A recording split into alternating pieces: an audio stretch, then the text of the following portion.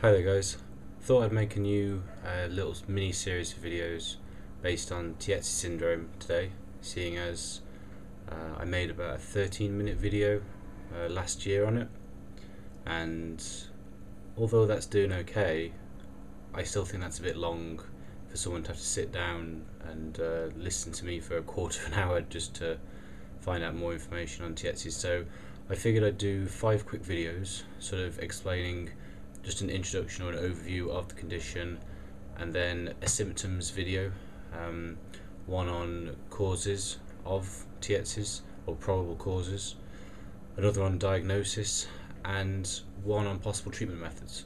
So I want to make these nice and short, hopefully less than 4 or 5 minutes each, so they're all just bite-sized bits of information for people to just dip in and out of as they wish. So this first one is going to be a real quick introductory video. Tietze syndrome, as a definition, is a painful inflammation of the intercostal cartilage in the rib cage. So this cartilage is quite tough, flexible tissue, and it joins your ribs to the breastbone in the middle of your chest. It's this area of cartilage that's specifically known as the costochondral joint, and it's this that becomes inflamed that results in the tenderness and the pain, and especially in the case of Tietzes, the swelling over the ribs and the cartilage around the breastbone itself. So that's what it is, and that's what it affects. The inflammation as such is a natural reaction from the body due to infection, irritation, injury, anything like that. In this case, it's not really known why the costochondral joint becomes inflamed, but it has been potentially linked to respiratory infections, excessive coughing, sneezing, hearty bouts of laughter, all sorts of things like that, which I'll go into in another video. So, although it's believed to be quite rare in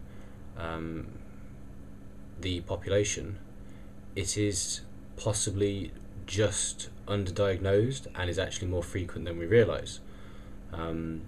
It does appear also to be more common in young adults than it is in elderly adults or mature adults, though because it does have this chronic time lapse, if you like, that comes with it, in some cases, then there's always the possibility, of course, that it can be carried on through into later life.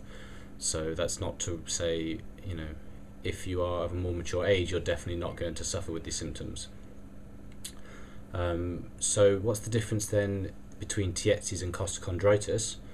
Well, costochondritis is an inflammation of costochondral joint, just like Tietzes is, which causes the pain and the tenderness, which both sufferers experience.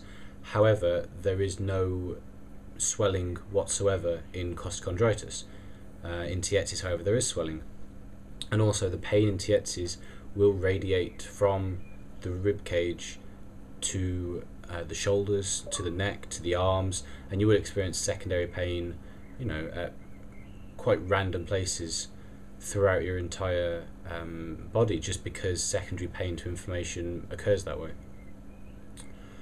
So in general, the symptoms, or rather the syndrome, usually it goes away by itself after a few weeks.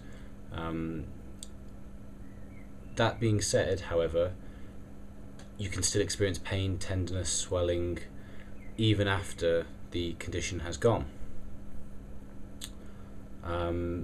Now I'll go into, you know, how best to try and treat it later on in my next video, but that's the basic overview of Tietzes.